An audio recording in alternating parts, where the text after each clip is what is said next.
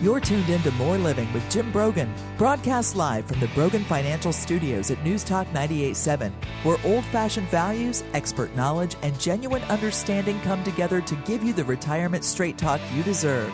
Jim's a former National Advisor of the Year recipient and a financial educator, and he's here today to talk about how you can live out the best years of your life. Jim and the Brogan Financial team have been helping retirees and pre-retirees across the Southeast for over 20 years in their pursuit of financial independence. You can reach them during the week at 865-862-6800.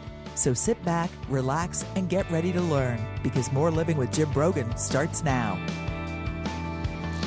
Happy Saturday, East Tennessee. Welcome to More Living with Jim Brogan, where it's all about living the best years of your life your way. You're listening to News Talk 98.7 WOKI. And, you know, space, we know, is the final frontier. It's been a source of mystery and wonder for as long as we've looked up at the sky. The great space race began in the 1950s, and countries tried to figure out how to launch a human into space, of course, to orbit the Earth and return safely. And space exploration continues, and we're seeing more of a merger between government and commercial enterprises when it comes to space exploration. I'm honored today to have in studio John Shoffner. John is an astronaut with Axiom, and in May, he piloted Axiom Space's AX-2 mission to the International Space Station on the SpaceX Dragon. He currently lives right here in Knoxville. He's an extreme sports lover. He's quite the background, which we'll get into. He's originally from Alaska and is the first person from Alaska to go to space. Hello, John. Welcome to More Living. Good morning, Jim. And I didn't know that fact about Alaska until I was actually in orbit. Someone told me. So, really? Yeah, but it's a good one. So you were born in Alaska. You grew up in Middlesboro, Kentucky, eastern Kentucky. We were talking off air. It's where my family's from. My father was born there with his family and raised there. How did you get from Alaska to Middlesboro, Kentucky? Well, I was born there on an Air Force base, actually. My dad was in the Air Force. He was a fighter pilot. He flew F-89 Scorpions on the Dew Line. If you remember, the Russians were not only, chasing us down in space, we were also afraid they were coming over the Arctic, to get us. So we had a series of radar installations along the Arctic Circle that we piloted and patrolled a lot, and he was in that corps. But he was from Middlesboro. And when he got out of the Air Force in the later 50s, we moved back to Middlesboro. So that's where I grew up. Well, there you go. Then how did you end up settling in Knoxville? I had a business eventually. It was a family business that I began to run in the 70s. And as the business grew, I moved it to Knoxville to attract more talent, just to be able to get people to move to us. Well, I'm looking here at some of the things you've done here. 8,500 flight hours. You've completed 3,000 skydives and base jumps. Is that right? Yeah, it doesn't seem to add up and make a lot of sense, but yeah, you jump 3,000 skydives and base jumps. And then second in a championship motorsports race. You finished second in that. And you list as your hobbies whitewater kayaking, water skiing. You don't see a lot of water skiers anymore. Everybody does water surfing or boarding.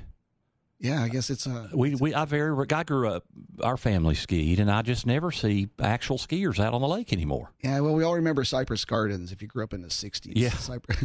So that kind of inspired us. Hang gliding, skydiving, base jumping, of course, and motorsports. Are you an adrenaline junkie? I think it's more dopamine these days. I think if you look further into body chemistry, we thrive on the things that excite us, and that would involve, neurochemicals. So speaking of that, what was it like being a pilot taking off and entering the Earth's orbit? Well, that was a thrilling thing, and people ask me a lot, were you afraid or whatever? But I never sensed an aspect of fear. I think it is because I followed it my entire life. In the 60s, the space race began, and when that got going, that was the biggest thing in the news, and everyone followed the space race. So I grew up following that and fell in love with space. So I've been so attached to it and followed it that when I got my chance to go, it was just like I was doing what I had always observed. It was a really, really cool experience. Well, and one thing we're going to get into is the education and the STEM research and some of the stuff that's going on at the International Space System. And I know you've spoken about those formative years when a kid's between 10 and 14. Can you just kind of expand on that? It sounds like that's what happened for you during the space race. Is that where you got really hooked on space exploration and all those and science? Yeah, for sure, Jim. That was the culmination as what caused me to be available when space finally became accessible. When I was 8 years old, we had a young astronauts club in Middlesboro. A group of us were always liking space, and then our moms would take us to one of our friends' house every Saturday, and we had this space camp. It was kind of a training center. We had cardboard boxes and paper barrels, and we roll around, and we were pretending to be Gemini pilots because those were the heroes of the day. And we played and did that, and that notion stayed with me, and the vision of being an astronaut is what formed in me, and the love of space and science. And I think for every young person, 8, 10, 12 years old, they all have that vision of themselves, something that they carry and believe in, and that would stay with us our entire lives. And I really believe that if they don't follow that and make that a career, that ends up being their hobby when they're 50. I think that's very, very well said. Let's just talk about being up there. How long were you on the International Space Station? We were docked 8 days. We were supposed to be there 10 or 11, but there was a parking problem on the ISS, so we had to juggle things around. We came back a couple of days early, but 8 days, 8 marvelous days. Wow. What was more nerve-wracking, taking off or re-entry coming back? Well, re-entry is more interesting, I think. Well, that's hard to say. I wouldn't want to offend the launch crew, but the aspect of walking out, taking the elevator ride at Pad 39A, which is, of course, the same elevator the Apollo astronauts took, up to level 260, and walking out. That's wild. All of that is cool. And then of course, training is so intense that when it actually happens, it's almost like training. It's just you're doing the same thing, and the staging, insertion into orbit, catching the first glimpse of the station on approach, and then that final long hour and a half approaching slowly to dock is cool. But then re-entry coming in a ball of fire, that's pretty cool too. We really like that part. Well, I guess you mentioned the training. I guess the goal is that it's so repetitive that you don't encounter anything really that new while you're up there. When what's the old saying, repetition's the mother of all skill. I like to expand on that and actually say, no, perfect repetition is the mother of all skill. Yeah, well, for sure. And that results in the word that astronauts love most, and it's called nominal. When we have a nominal event and everything proceeds nominally, we love that word. That means no contingencies. That means no early into mission. So yeah, it was a really well rehearsed and well executed flight. So how long did you train to get ready for the mission to the space station? I trained a little over 2 years total. I trained as the backup pilot for AX-1, which flew in April 2022. So that training started in 2021 as backup. And then I started, after that mission flew, I started training as flight crew with Peggy Whitson in the Dragon capsule with SpaceX, and then lots and lots of training at Johnson Space Center at NASA for 2 years. So a lot of kids growing up, they dream of being an astronaut. So were you fulfilling a childhood dream? I mean, you were doing so many other things with, you've had all these flight hours and all this adventure, but was that kind of always the dream, was to eventually be in space? Well, it has to be, I would think. There's no way I can answer it any other way. Yeah, I think the love and the interest to be part of space and to be an astronaut, if that's in you, then it stays there. And it didn't really start to fade away until I was in my 30s. I said, well, this is probably not going to happen. I just didn't find a way to make it there. But then suddenly it popped up. So, yeah, I felt like I was taking that 10-year-old John back to space. Well, and we're going to get into the science stuff and the training and the education, and we're also going to talk about this merger of government and commercial. So I'll tell you what, we're visiting with John Shoffner, astronaut that just returned from the International Space Station. And when we come back, we're going to talk about that. We're going to talk about this merger, these joint missions between, say, NASA and private industry, and we'll hear more about his experiences. So stay with us. This is More Living with Jim Brogan, right here on News Talk 98.7 WOKI. Welcome back to News Talk 98.7's Brogan Financial Studios, where Jim Brogan is coming to you live with important news and advice to help you achieve your dream retirement. Get ready to learn and live. Here's your host, Jim Brogan. Welcome back to More Living here on News Talk 98.7 WOKI. I'm Jim Brogan. We're visiting with astronaut and Knoxville resident John Shoffner, and he just got back from the International Space Station. I know many times we sit out in our backyard and we watch the International Space Station go overhead. It's interesting. I mentioned this merger of government and private industry and commercialization of space exploration. I don't remember how long ago it was. It was within the last year where there was just a convoy of satellites that Elon Musk had put up. And they were like just single file going straight across the sky. And it was just amazing how perfectly aligned, and it was just amazing. So can you talk a little bit? I mean, you went through, it was really a joint thing with NASA and private industry, right? So can you just expand a little bit about the mission and how that came to be and what the mission of the company is and all that? Certainly. In 2019, NASA made a policy decision to open its doors to commercial and private industry to access space through the International Space Station. And they did that for a very definitive purpose, and that was to enable them to later, to bring more commercialization to low Earth orbit so that NASA could move on to improve their performance in going to the moon and later Mars. They wanted to be a customer in low Earth orbit, not a service provider. So eventually the International Space Station will be decommissioned, and that's planned to happen around 2030. It'll be deorbited. I mean, that'll be a sad day, I think, when we see the actual deorbiting of the International Space Station. They'll drop it into Point Nemo it's in the deep South Pacific Ocean, a place where they dump large orbital equipment. But they want to close the business case for them on their budget because the space station is an expensive thing. It's built up of international partners. 15 international partners, primarily Russia, Canada, European Space Agency, and JAXA, the Japanese Space Agency, and some others.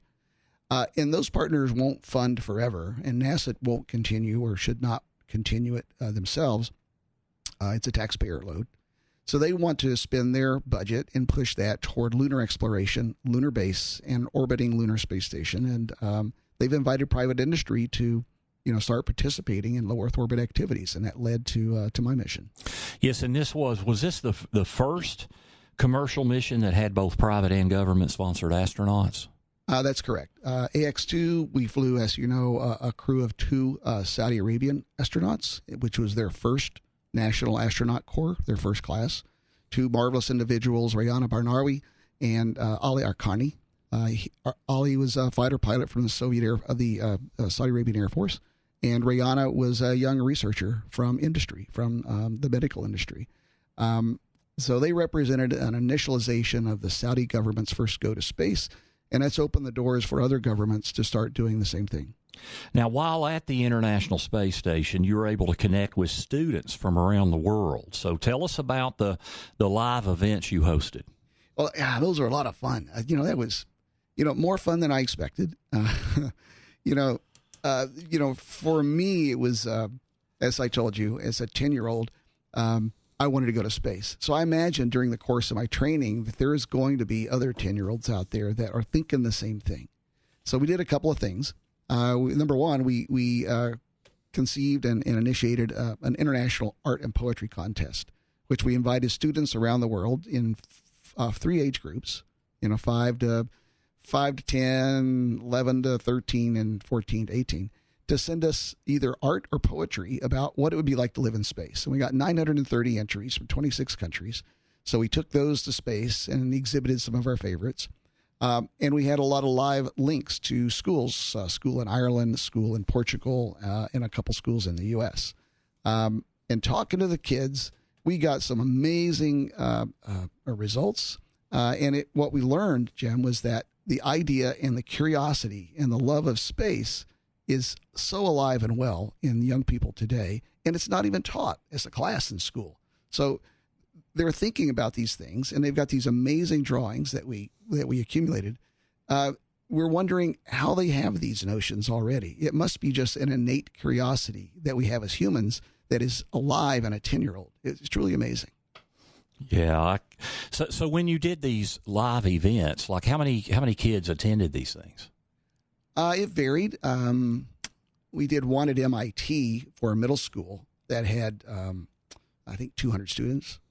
Middlesboro, Kentucky had their entire middle school in their auditorium. They had 150 That's cool. plus. The school in Portugal, had 60 or 70. In Ireland, had 30, 40, 50. So, yeah, it was like that. And they were just jam-packed, lots of great questions and a lot of exciting stuff. Now, the space station is known for its scientific experiments in zero gravity. So what kinds of experiments did you work on while you were there?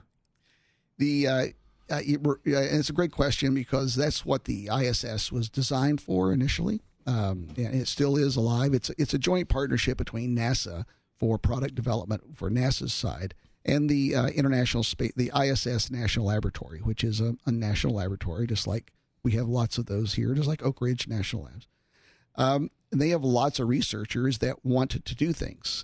So if you were a researcher here at UT and you had something that you believed you would want to unfold and develop an understanding of how it performed in microgravity, you can make an application to the ISS National Lab, and they would eventually work you through the process of getting you on board to do your experiment. And that's what we did. We took over, we just stepped in line and took on some of the existing flow of experiments that researchers had put in place. There were a couple for genetic research, looking at also at stem cell production for cancer research. We did several related to the eye, how the eye performs long-term in space. And a lot of these were for biological and life science experiments, here on Earth. And some of the experiments were, how does the physiology change and how do we live longer and perform in space long-term for long-term space flight? Yeah, that's pretty fascinating stuff. You plan to launch a foundation, John, to fund STEM certification for select schools. What kind of impact do you want to have with your foundation, and how important is it to get young people engaged and interested in STEM? Wow, how much time do we have? I know that could be like, just go. Oh, it's, that is one of the greatest things I learned here. I mean, that's one of your passions, right? Well, it's turned out to be my greatest. I thought it was just, John taking a 10-year-old John back to space because he wanted to go and to exercise that ability because the chance was here. And having a chance to connect with students, showed me that the passion is there in students. And it also showed me that, and reminded me, just as I had that little voice in me when I was 10 that wanted to, be a participant in science, participant in space, that voice is in all of us that has some message, and that we should pay attention to it, that is what we want to become. So also, in the school that I grew up in, it did not have a ton of resources, to help me with my individual passion or the next student with theirs. So we've decided to create a foundation, which is underway now. We're starting with the Middlesboro Middle School to help them and support them in becoming a STEM certified school. And the STEM certification is a change in the curriculum that focuses on problem solving and creative thinking primarily. So teaching a student how to break a large problem down into small problems and move to solve it. And it's totally agnostic of any particular science or whatever it may be. In fact, we use STEAM today. We stick the A in there for art. A lot of people are doing that, where science, technology, engineering, art, and math are emphasized in schools. And where schools can't afford in their budget to provide direct access to the tool sets to teach students, or even the data accumulating tools for data analytics, student analytics, to understand how a student is performing on a real-time basis. We want to help them access those tools and acquire those to improve their curriculum. Tell you what, we're going to get to our bottom of the hour break. When we come back, we're just going to talk a little bit more about some of John's other adventures and kind of what's next for him. We'll also have our dollars and cents segment, 5 tax tips as we move forward to lower your tax bill, because it's not how much you make, it's what you get to keep. Stay with us. This is More Living with Jim Brogan on News Talk 98.7 WOKI.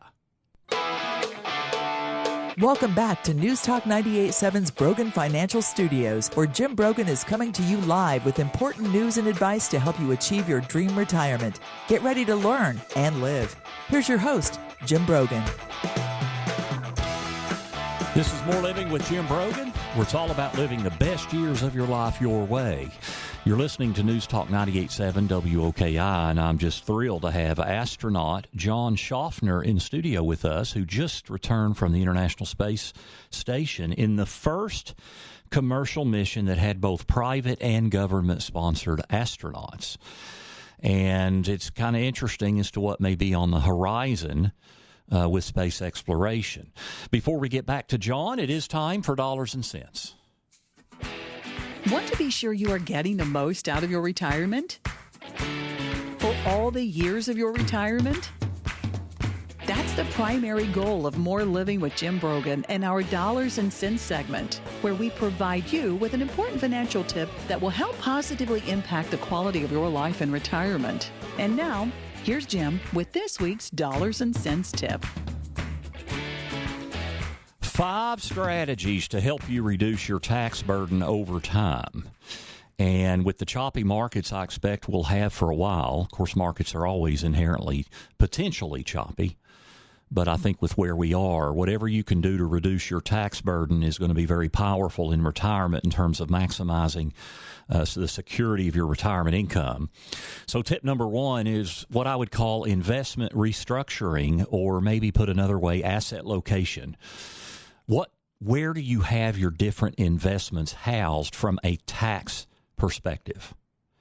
You know, anything in an IRA or a 401k or retirement account, just about anything, when you take that money out, it is taxed as ordinary income. It does not get the preferential tax treatment of potential long-term capital gains.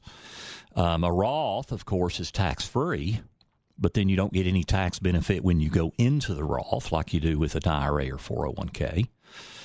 And then a non-IRA investment, just a traditional investment account, is taxed as it grows. And you can receive capital gains tax treatment. There are structures to receive tax-free income. You know, obviously municipal bonds provide tax-free income. Understanding where these assets are located is so critically important, because long-term capital gains is one of the greatest things the IRS has ever given us, or Congress has ever given us in the Internal Revenue Code. For just about every taxpayer, your capital gains rate is lower than your ordinary income tax rate, and there is a 0% tax rate for long-term capital gains that we help many, especially in retirement, many retirees take advantage of to harvest capital gains and pay zero tax. So, but if you've got all your capital investment that have capital gains, if they're all in your retirement accounts, you cannot take advantage of that tax treatment. So understanding this, where are asset location, where are your different assets and investments housed, and what is that tax treatment? Number 2 would be being aware of long-term gain harvesting and long-term loss harvesting. Planning that appropriately, planning that with things like charitable giving, and how that all fits together on the tax return to reduce your tax bill. But taking advantage of the preferential tax treatment of long-term capital gains and being able to do losses to help offset gains. Number 3 would be delaying Social Security. when you are retired. Now, there's a lot to that equation on Social Security election that we've talked about over the years, but one of the advantages of delaying your Social Security benefit, in addition to seeing the 8% per year increase in your benefit for delaying, is it provides you with much greater tax planning flexibility because you don't have that income showing up on your tax return. Now then, where are you going to get your income from, and what is the taxation of that income? So that's all very, very much related. But one benefit of delaying Social Security that's often overlooked is the additional tax planning you can receive. Number 4, holding off your retirement account distributions. With the Secure Act 2.0 that was passed in December, they've bumped the age up to 73 before you have to start taking money out of your taxable retirement accounts. And if you're born 1960 or later, they bump that up to age 75. So that, things change when you turn 73 or 75 because you have this forced taxation from the money in your retirement accounts. Well, by adding an extra year or 3 years before you have to do that, you've got extra years that you can be doing tax planning in your financial plan. And then finally, taking advantage of Roth IRAs and Roth 401ks and understanding that dynamic. I will a quick word of caution. I think Roths are oversold. Usually when you're in your last 10 years of work, you're in your peak earning years, and your taxable income is the highest it's ever going to be. And where Roth makes sense, as opposed to traditional IRA or 401k, Roth makes sense if your tax rate in retirement is actually going to be higher than what it is now. Well, in your peak earning years, that's oftentimes not the case, but we know we're going to have a tax increase in 2.5 years when the Tax Cuts and Jobs Act expires at the end of 2025. So those are 5 key strategies, quick tips to save on your tax bill over time. That's our Dollars and Cents segment for this week. You can find this week's Dollars and Cents segment and others by visiting BroganFinancial.com. Do check us out on BroganFinancial.com. You can get all our radio shows downloaded. You can just click on radio. We're also podcast on whatever your favorite podcast app is. Just go to More Living with Jim Brogan. We also have a plethora of resources to provide you with great information so you can make prudent decisions that can impact the quality of your life financially. So go to BroganFinancial.com and check out all of our resources. We also have, I'll start my adult education stuff in late August. We have a class, adult education at Pellissippi State Community College, which is on income planning specifically, a one-night class. And then we have our 2-part class at the University of Tennessee, Financial Survival for Retirement. We've also got a one-night tax planning class, 2 hours specifically on saving taxes as you age. So check out all of those dates and all of that information. Go to BroganFinancial.com. It's been a real pleasure to have John Shoffner with us, who is an astronaut, and he just returned from the International Space Station. And John, when I was looking at, we mentioned some of the things here. You participated in motorsports, base jumps, skydives, hang gliding. Hang gliding scares the heck out of me. It just seems like you could easily lose control of that thing. My brother used to skydive, and he did a bunch of them. And he did it all the time. Then he had one time he went and he kind of jerked his back when his chute opened. But I just can't imagine doing that stuff because I'm so terrified of heights. But you also cycled across the United States in 18 days without support. Now, what led you to do that? and what? Tell us about that. Well, it was a bet for $1. I don't know how it came about. I was in a bicycle shop one day, and someone was in there and said, "You know what?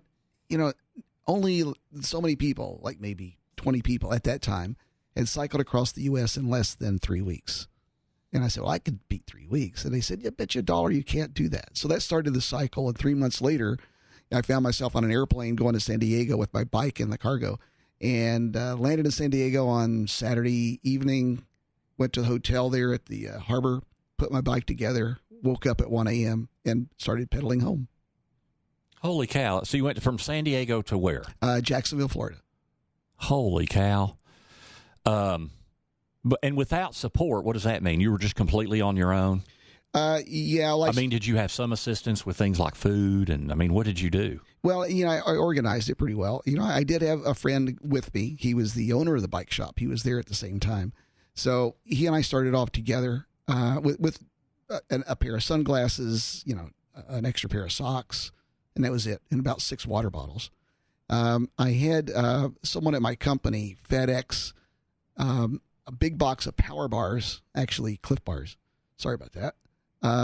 And a drink mix to each Best Western Hotel or Motel 6, that we were going to stop at. So we programmed these every 140, 150 miles. So we had to make 140 or 50 miles every day to the next Motel 6 and get my FedEx box, and that was our food. So other than that, no, we just had us until he fell, broke his collarbone, and had to go home, and then I finished. Wow. So 140 to 150 miles a day. So you had it all planned out where you were going to stop. So, I mean, I would think the planning, you didn't just fly to San Diego and get on your bike and start cycling. No, do it. That would be interesting, too. I don't know where we would end. What was the hardest part of that? I guess, where were the biggest climbs? The biggest climb was coming out of Las Cruces, New Mexico, up over one of the ski areas. It was St. Cloud or something. Anyway, you climbed to the top. It was a ski area at the top. And then that was rewarded with this really beautiful 60-mile downhill going down into Hope, New Mexico. So that was a lot of fun. Wow. The World Ironman now, they moved it. It used to be in Kona, the World Ironman Championship. Now it's in it's somewhere out west, but it used to be the challenge with the bike, which is a 112-mile bike after swimming 2.4 miles. Right. And it used to be the big challenge was the winds of Kona. And now it's tremendous climbs. I think it's in Utah, and there are tremendous climbs in that. Yeah. I can't even imagine. Well, I used to race, and I'm a small guy, and I figured out how to win races was to enter races that had lots of hills. So you were a climber. I was a climber, and I could suck it up behind the big guys on the pelotons on the flats. Turns out they've got bigger legs and bigger hearts and lungs, and when everybody scrunches down on their bike, you've got about the same aerodynamic. So you don't have any advantage whatsoever because you're light when you're on the flats, but you got to hang on to a bicycle. But when you hit the hills, they drop like flies usually, or I was more psyched up for it. Yeah, I have a good friend who's a cycler, and he's a big climber. And I've done a few Olympic distance triathlons, and I'm not a very good cycler. But at any rate, we're visiting with John Shoffner and talk about his experience going to the International Space Station. When we come back for our final segment, I want to talk about the future of space travel and what's his future. How's he going to continue to be involved? Of course, he's starting this STEM foundation, this foundation for STEM certification. So we'll find out a little bit more about the new frontier, where we're headed. So stay with us. This is More Living with Jim Brogan on News Talk 98.7 WOKI. Welcome back to News Talk 98.7's Brogan Financial Studios, where Jim Brogan is coming to you live with important news and advice to help you achieve your dream retirement. Get ready to learn and live. Here's your host, Jim Brogan. Welcome back to More Living here on News Talk 98.7 WOKI. As we visit with astronaut John Shoffner, who just returned from the International Space Station. And I'm particularly drawn to this first commercial mission between both private and government-sponsored astronauts. We're talking about his experience. John, when we look forward, I know Axiom is building a new space station. You mentioned the ISS will be decommissioned. How long did you say? 2030 is current funding, to keep it going. Okay. So Axiom is developing one, and it's in corroboration with NASA? Well, I believe it's an all private endeavor. The CEO of the company, Mike Suffredini, was a previous international ISS program manager at NASA for 25 years. So when he retired, he knew that the future of the existing International Space Station was in jeopardy. So he decided to build his own, which is a remarkable thing to say, you're building a space station. I love that thought. So Axiom Space is currently in process of building its first 2 modules, which will be launched in 2025, and they have a contract with NASA to attach to the forward node, the front end of the space station, and they'll begin operations on their first module and then a second, and eventually a power module, and then eventually they'll detach from the International Space Station and become a standalone, and that would happen right in concert with the deployment or the decommissioning of the ISS. And then the continued scientific research in zero-gravity environment then will continue to be able to thrive. That's correct. And there are others, of course, building space platforms, which we'll see coming online too. And NASA is encouraging all of this. They don't have a direct relationship with Axiom, but they are providing access through contractual arrangements for these to develop. And it's a highly important thing to happen. You know, we cannot lose access to low Earth orbit for the research that's going on and the future of learning that we have to how to, continue our push into space. Now, what's on the horizon? I know we're sending rovers to Mars and we're doing different things. What's on the horizon in the next 10 or 15 years that excites you about space exploration? Well, we all get a chance to go. I mean, that's the cool thing, right? Until now, it's only... Yeah, but what you did is different than these guys and gals that, pay a huge sum of money and just go along for the ride. There'll be room for everyone to do, to go to space in the manner that they choose, and that's the beauty of it. In the next 10 or 15 now, when you say, I was going to ask, how long till it's available for everyone within reason? Well, within reason, that's the question. Yeah, like what's the cost? Yeah, like how long till we see regularly people going up into space? Well, if we look back to the early days of aviation in the 1920s, to take a flight cross country in an airplane was hugely expensive, and only people of great means, were able to afford to do that. So it took people to buy those tickets to use that service. So the service expanded and developed and improved, and the cost scaling improved and lowered the price. And that's what we're seeing today in spaceflight with these early introductions of commercialization and privatization. It will become more prevalent, more flights, and things like what SpaceX is doing with reusable rockets and materials, providing launch services. It is available to all. But what about the dangers? I mean, Axiom, you got Axiom on one level, and then you got Private Joe that just tries to build his own thing. I mean, they're just, it's crazy the variance of the quality of what's going on right now, right? Well, there's not a lot. Well, there's a lot going on, but it's all, from what I see, it's being done by high quality firms and spaceflight or participants like Boeing. You've got Blue Origin involved, Lockheed Martin, Axiom. So these are all people that have had tons and tons of experience in spaceflight. So we just hear about the kind of, you hear about these anomalies that are way out of the norm.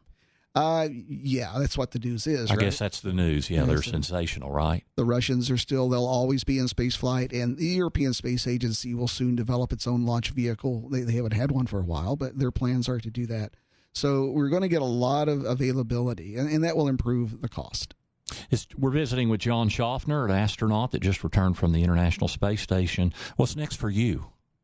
Well, from my learning on this trip, which was fabulous, we're going to continue to push for STEM education improvement in schools, starting with the Middlesboro Middle School, so that we continue to seed the thought of human development and curiosity.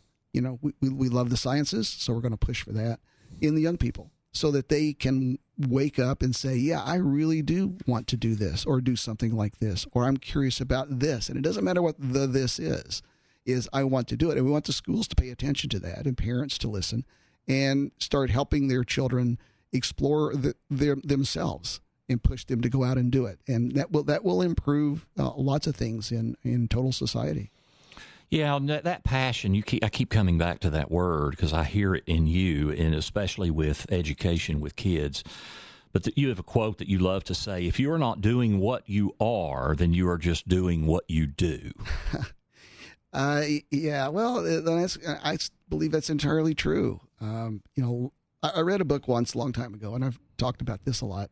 It was a guy that retired from the Jet Propulsion Laboratory after 35 years working there, and he talks so vividly about this. He loved his work so much. He was doing this when he was 12. He was messing around with these things. So it occurred to me, this guy retired after 35 years of doing exactly what he loved. He never had a bad day in his life, that you could tell.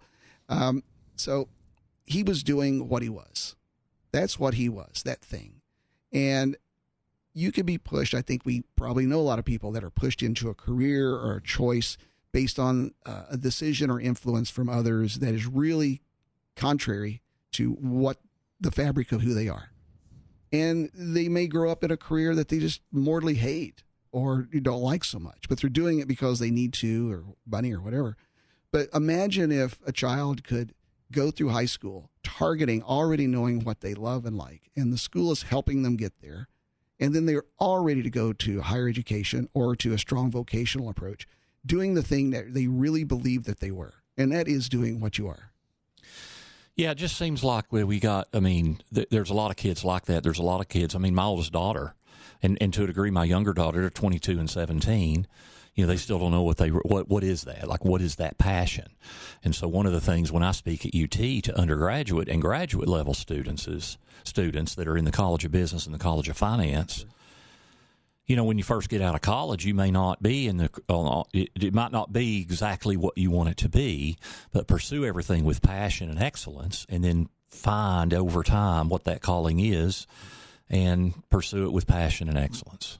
Yeah, there is that. There is a valid argument that it may be unclear to you, but I believe that there is some message there, and we should try to nurture that as the individuals in charge of education. Absolutely. I absolutely agree with that.